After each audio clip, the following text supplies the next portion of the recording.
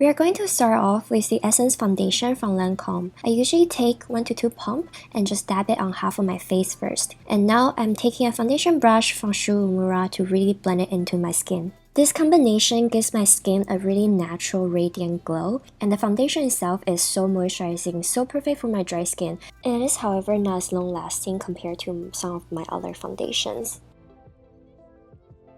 And now I'm applying a generous amount of concealer to really brighten up my under eye area as well as cover up my dark circles. And now I'm taking the translucent setting powder from Laura Mercier to really set all the work we just did. I use a wet beauty blender for under eye area and a large fluffy brush for all over my face. My brows are really uneven, so I want to first shape them with a brown eyebrow pencil. I want to go for the more edgy, kind of sharper look today, so I'm just really working on that arch. Now I'm just filling the empty space with lighter stroke and really brush that out to make it more natural looking. I'm just trying to replicate what I did on the right side onto the left side and trying to make my brows as symmetrical as they can be. I switched to a darker eyebrow pencil to really create that gradient effect and really try to emphasize my arch and the tail of my brow. I'm slowly working towards the front. I'm using a spoolie on the other end to kind of brush it out again.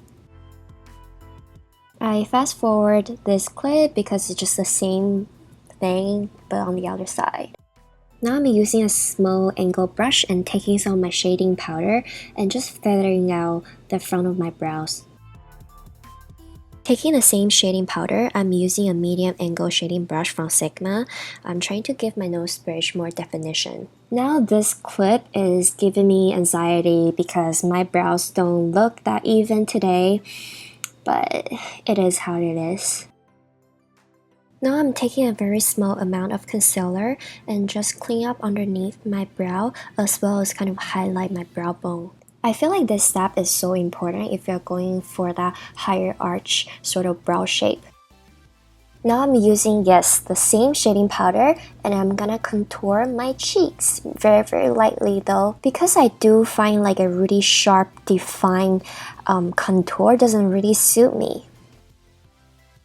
I'm trying to make this look as summery as possible, and yes, I'm pretty pale, so I'm taking this really warm tone, really peachy kind of blush, apply it from my temple to the center of my face. Now I'm taking the Peco Collection Cheek Color from Holika and just kind of lightly tap it into my cheek. I know my blush looks really intense here, but that's because I haven't applied my eye makeup yet. Now I'm taking the same brush and shading powder combination and I'm going to shape my eye socket and trying to bring more depth into my eye area.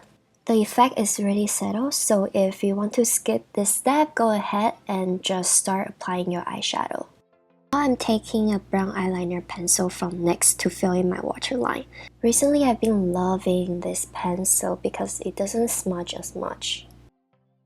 Moving on to eyeshadow, I'm taking this color Red Ochre from the Modern Renaissance palette and I'm just gonna draw like a sort of like a wing liner at the corner of my eyes. It's going to serve like a guideline for where I'm applying my eyeshadow, and now I'm just blending it inwards to create that sort of smoky kind of gradient effect.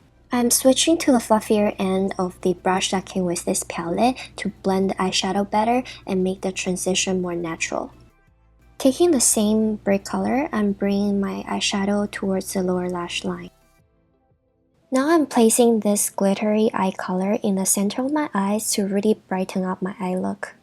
This product is from Holika and honestly it's not the best thing to work with. It's kind of hard to blend, kind of hard to layer, but for the price I think it's really fun to play with.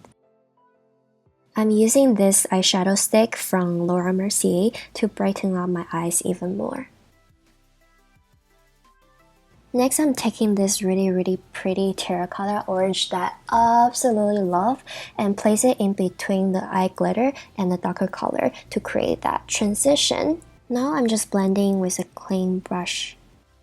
Like I said earlier, I'm trying to go for that sharper, edgier look, so I'm doing a cat eye today. Using a really small felt tip liquid liner, I was able to draw a really thin eye line.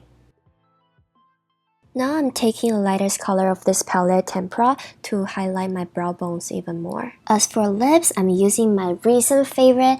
It is Absolue's True Matte Fluid. My color is BR01. This is such a stunning color.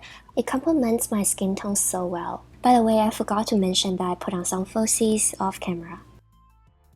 As a finishing touch, I'm using Becca's Shimmering Skin Perfector, and I'm going to focus my effort on the tip of my nose, along my nose bridge, as well as my cheekbone. As much as I love the intensity of this highlighter, it does emphasize the skin texture, so I have to use my finger to kind of press the powder in, so when you take a closer look, it doesn't look as cakey or dry. After I'm done highlighting my cupid's bow and my chin, this makeup look is complete.